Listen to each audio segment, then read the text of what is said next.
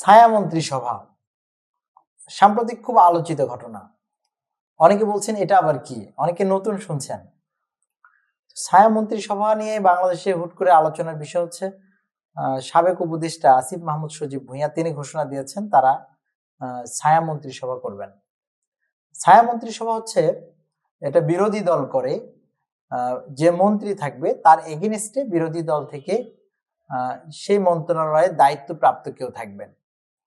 তিনি ওই মন্ত্রী যে পদক্ষেপ নেবে তাদের যে সমালোচনাগুলো আছে তারা বিকল্প প্রস্তাবগুলো ছায়া মন্ত্রিসভা মানে তারা এই প্রস্তাবগুলো তারা বলবে এটা কি হতে পারে, তারা ক্ষমতায় থাকলে কিভাবে এটা করত। তো ছায়া মন্ত্রিসভা এটা বিভিন্ন দেশে আছে, এটা ইংল্যান্ডে খুব শক্তিশালী ভাবে আছে, এটা কানাডাতে আছে, অস্ট্রেলিয়া আছে।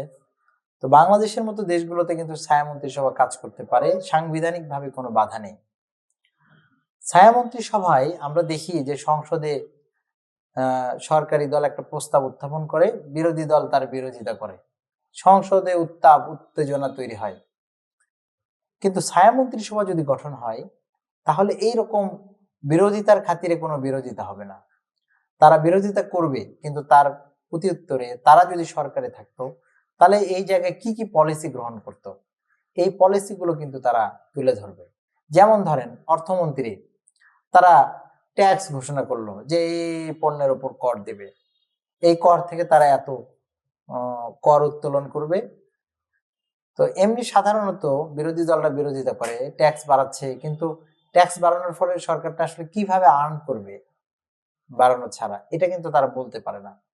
কিন্তু শ্যাডো ক্যাবিনেটে বিরোধী দল পক্ষ থেকে তারা বলবে যে তাদের সরকার চালাতে এই রকম খরচ হয়, তারা এই জায়গা থেকে না বরং এই জায়গা থেকে তারা ট্যাক্স বাড়ায় তারা রেভিনিউ বাড়াবে, এটা কিন্তু তারা করতে পারে। দেখেন যে এর মাধ্যমে যে কাজটা হবে, তিনটা কাজ মোটা দাগে যদি শ্যাডো ক্যাবিনেট গঠন হয়। একটা হচ্ছে যে সরকারের জবাবদিহিতা নিশ্চিত হবে, সরকারও চিন্তা করবে যে কোনো কাজ করার আগে যে ছায়া ক্যাবিনেট তো আমার এই কাজগুলোকে ক্রিটিসাইজ করবে, তারা বিকল্প প্রস্তাবগুলো বলবে, ফলে সরকার আরো বেশি জবাবদিহিতার আওতায় আসবে। দ্বিতীয় হচ্ছে বিকল্প নীতি তৈরি হবে। সরকার যখন কোনো নীতি দেয় বিরোধীরা শুধু বিরোধিতার খাতিরে বিরোধিতা করবে না, বিকল্প এর বাইরে কি কি নীতি প্রণয়ন করা যায় সেটা কিন্তু তারা বলবে।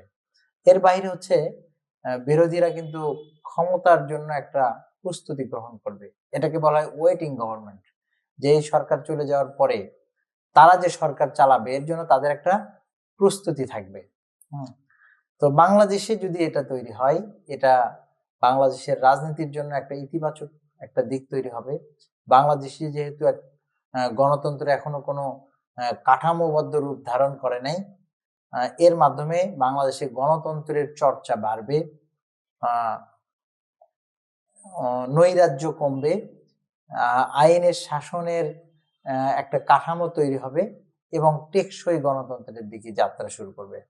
আমরা দেখতে চাই যে বাংলাদেশে ছায়া ক্যাবিনেট কিভাবে ফাংশন করে, তারা আসলে ইতিবাচক রাজনীতির দিকে যায় কিনা, সরকার আসলে কিভাবে বিরোধী দলকে হেল্প করে, বিরোধীরা কিভাবে সরকারকে হেল্প করে, সবাই মিলে একটা কিভাবে একটা ঐক্যবদ্ধ বাংলাদেশ গঠন করে।